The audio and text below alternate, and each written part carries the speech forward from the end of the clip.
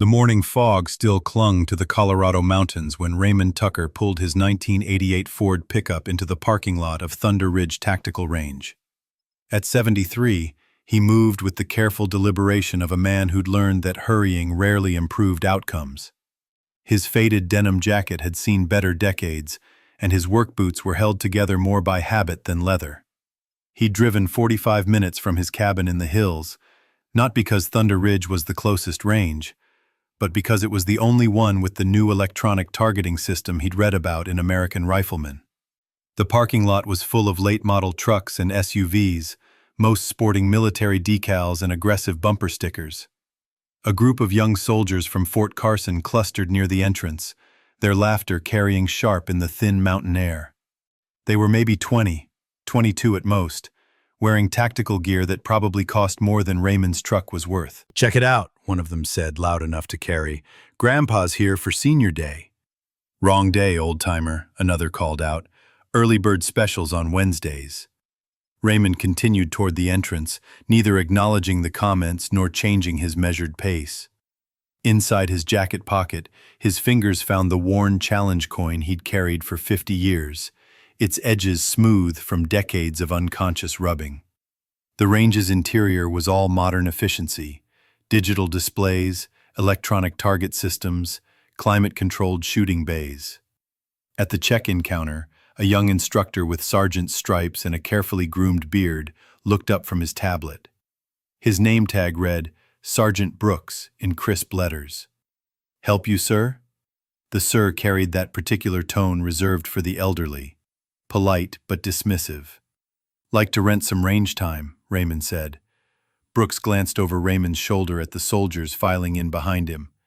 "You shot here before?" "Our system's pretty advanced. Not like the old point-and-shoot ranges." "I can manage." "You bring your own weapon?" "No, figured I'd rent." Brooks's eyebrows rose slightly. "What caliber you looking for?" "We've got some nice 22s, real easy on the arthritis." Behind Raymond, one of the soldiers snorted. "Better get him something with training wheels, Sarge." "Maybe start him on the laser simulator," another suggested. "Less chance of throwing out his hip with the recoil." Brooks grinned, playing to his audience. "Tell you what, Pops. How about we start you on the basic pistol range? Nice and close, big targets. Work our way up from there." "I was thinking rifle range," Raymond said. "Long-distance bays." The laughter behind him grew louder. One of the soldiers had his phone out, recording. "Long distance?" Brooks couldn't hide his amusement. "Sir, our long range goes out to 1,000 yards. Need pretty good eyes for that." "When's the last time you had your prescription checked?" "My eyes are fine.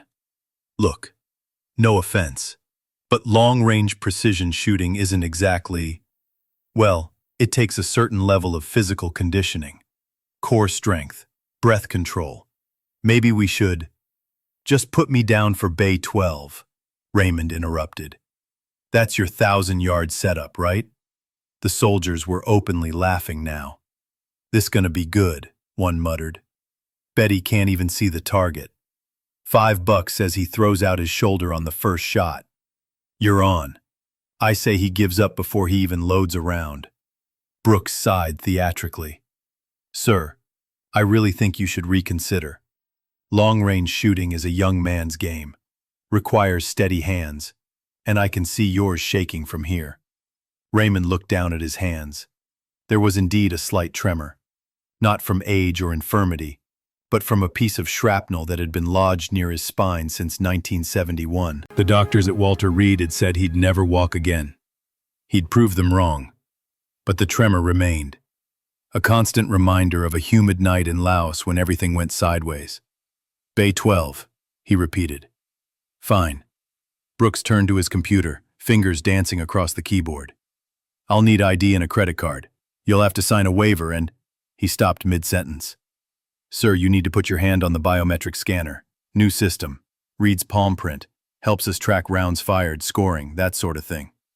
Raymond placed his right hand on the black glass panel next to the register. For a moment, nothing happened. Then the scanner pulsed green, reading the whorls and ridges that had been recorded in a dozen classified databases across 3 continents. The effect was immediate and dramatic. Every screen in the facility flashed red. An alarm tone sounded. Not the sharp wail of a fire alarm, but a deep, authoritative pulse. The main display board, which had been showing range rules and safety reminders, went black. Then, in letters 3 feet tall, call sign, Ghost Eagle. Reactivated. Classification. Eyes only. Accessing records. The laughter died instantly. Brooks stepped back from his computer as if it had become radioactive. On his screen, text scrolled faster than he could read. Dates, locations, operations with code names that sounded like something from a fever dream. "What the hell?"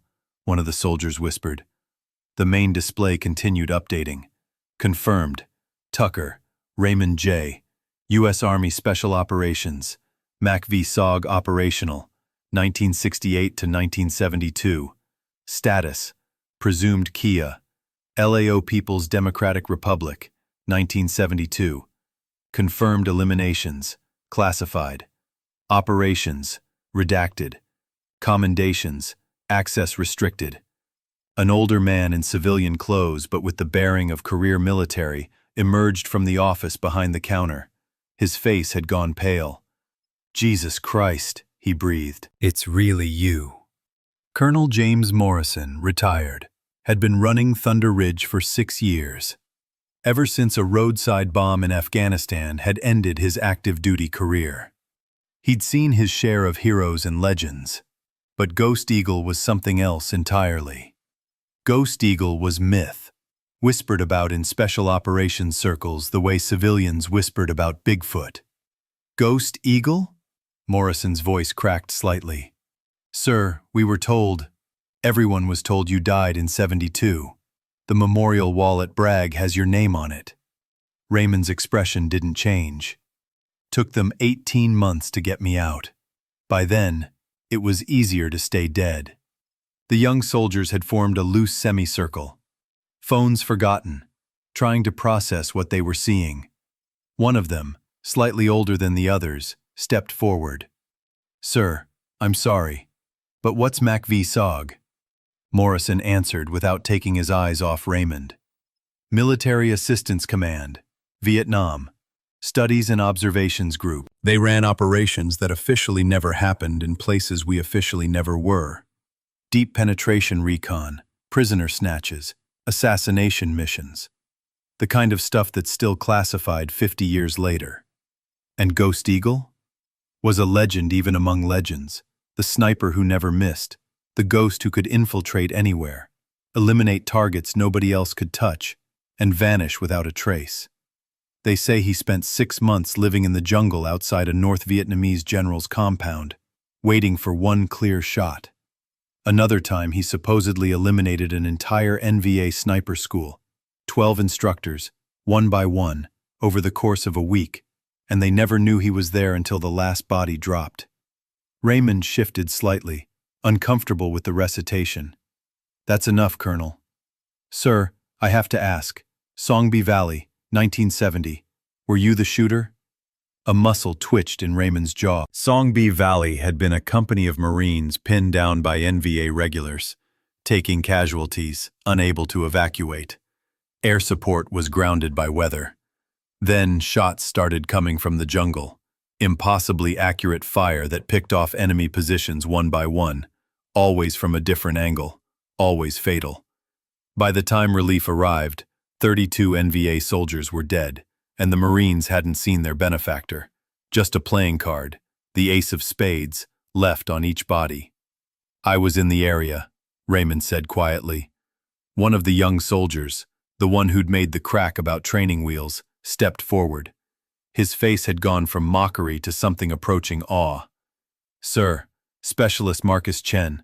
My grandfather was at Song B. Lance Corporal Tommy Chen. He said an angel saved them that day.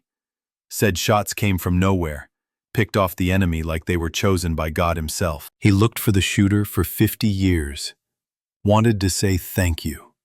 Raymond's carefully maintained composure cracked slightly. "Tommy Chen, machine gunner, kid from San Francisco. Yes, sir. That's him. He's still with us? Died last year, sir. But he told that story until the end. Said he owed his life, his children, his grandchildren, all of it, to the ghost in the jungle. The range had gone completely silent, except for the hum of electronics. Brooks cleared his throat. Sir, I owe you an apology. I was out of line. You were doing your job, Raymond said. Making sure some old fool didn't hurt himself or others. Nothing wrong with that.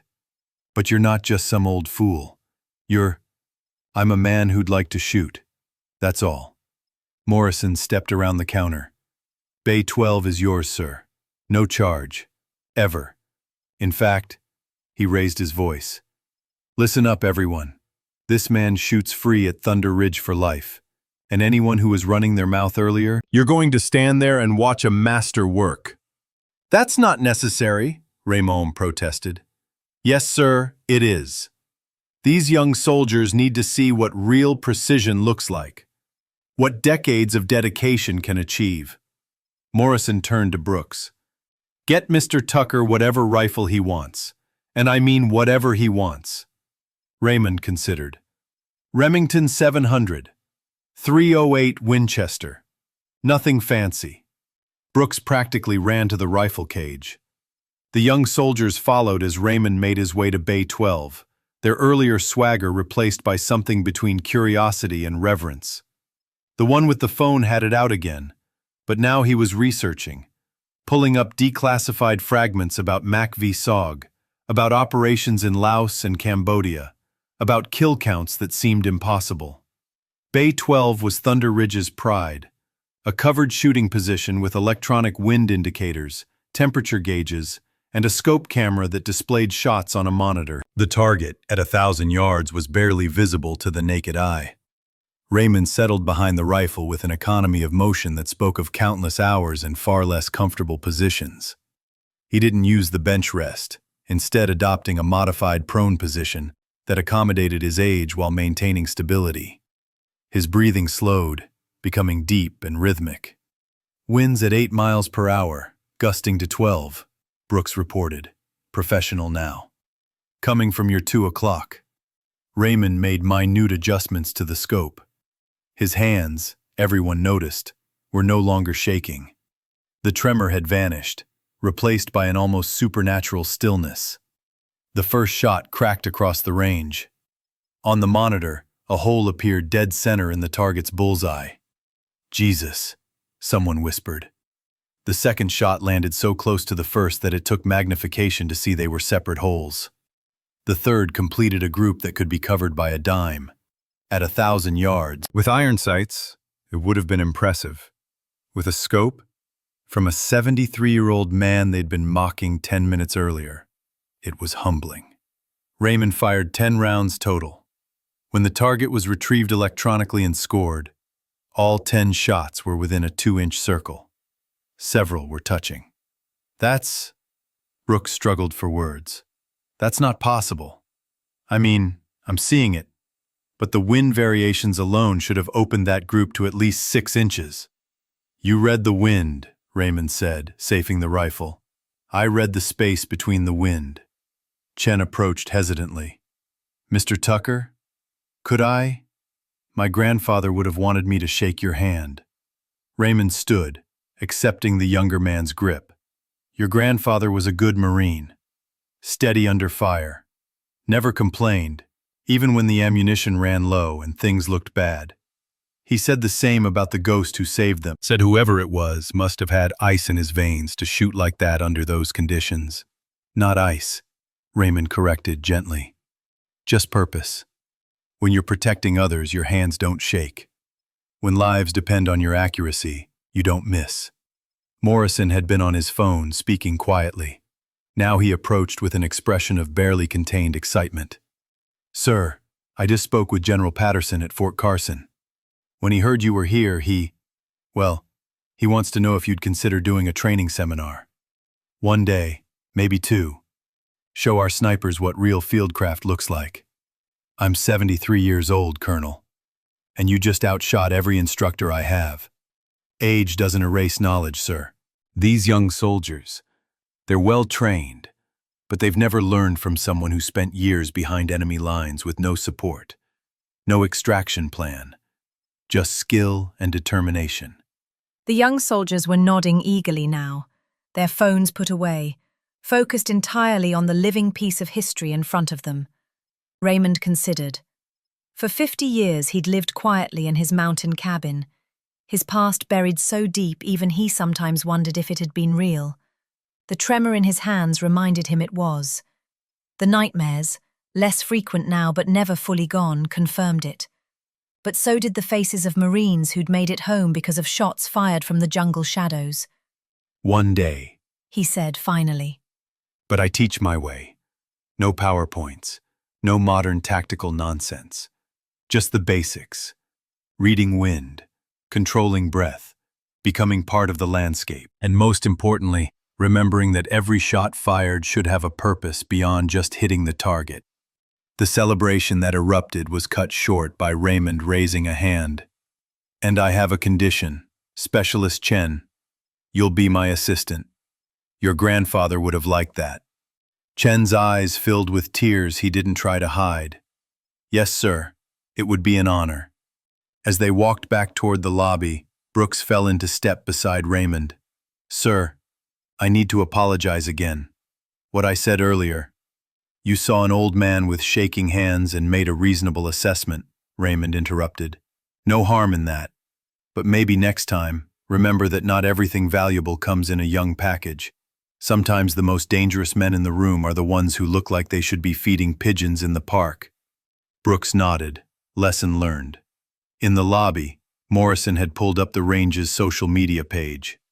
"Sir, that video of your shooting, the one Specialist Rodriguez recorded?" It's already been shared over 1,000 times. My phone's blowing up with requests for the Ghost Eagle training day. We're going to have to lottery the slots. Raymond sighed. He'd stayed hidden for 50 years, and now one palm print had blown it all wide open. But looking at the eager faces around him, especially Chen with his grandfather's eyes, he found he didn't mind as much as he thought he would. "One more thing," he said. "That memorial wall at Bragg, the one with my name on it, maybe it's time to correct that. I've been dead long enough." Morrison grinned. "I'll make the call myself." As Raymond headed for the door, the young soldiers snapped to attention, rendering salutes that would have made their drill sergeants proud. He returned them crisply, muscle memory undimmed by decades. Outside, the morning fog had burned off, leaving the Colorado sky crystal clear. Raymond paused by his old truck, looking back at the range. Through the windows, he could see the soldiers clustered around Morrison, probably pestering him for more stories about Ghost Eagle. Let them have their stories, he thought. The real story, the mud and blood and terrible choices, the friends who didn't come home, the targets that haunted him still. That would stay buried. What he could share was the skill, the discipline, the understanding that marksmanship was more than just pointing and shooting. It was about purpose, patience, and knowing that sometimes one well-placed shot could change everything. His phone, a simple flip model he'd reluctantly acquired a few years back, buzzed with a text from Morrison. "Training day scheduled for next month. General Patterson says whatever you need, you get. Also, Channel 9 wants to do a feature." Raymond typed back slowly, one finger at a time. "No media. This is about teaching, not fame." Another text, this time from Chen. "Sir, I called my mother, told her about meeting you. She cried. Said grandfather always hoped he'd get to thank his angel. Thank you for letting me do it for him." Raymond sat in his truck for a long moment, engine off, watching the mountains.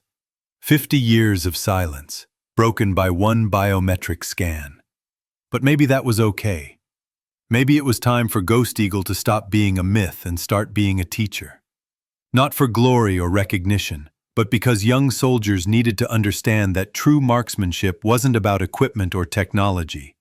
It was about the space between heartbeats, the pause between breaths, the moment when time slowed and there was only you, the rifle, and the certainty that this shot mattered. It was about carrying the weight of every trigger pull for the rest of your life and being okay with that burden, because the alternative, not taking the shot when lives hung in the balance, was unthinkable. He started the truck, pulled out of the parking lot, and headed back to his cabin. In a month, he'd return to teach. But for now, he had some cleaning to do. His rifles, maintained but unfired for years, would need attention. His ghillie suit, packed away in a cedar chest, would need airing. And his mind, compartmentalized for decades, would need to open doors he'd welded shut. The tremor in his hands returned as he drove, but he didn't mind. It reminded him he was human, had always been human, despite what the legends said. Ghost Eagle had been a creation of necessity, a persona built for war. Raymond Tucker was the man who'd carried that persona and tried to find peace after. Maybe teaching would help with that. Maybe passing on the skills would lighten the load. Maybe Chen's gratitude on behalf of his grandfather would balance some cosmic scale. Or maybe it was simply time to stop hiding and acknowledge that even ghosts could serve a purpose in the light of day. Either way, Thunder Ridge Tactical Range would never be quite the same. And neither would the young soldiers who'd learned that heroes don't always announce themselves, that skill transcends age, and that sometimes the most dangerous man in the room is the one everyone dismisses. The mountains swallowed Raymond's truck as he headed home, but the legend of Ghost Eagle had been reactivated. This time, not for war, but for teaching. Not for killing, but for preserving knowledge.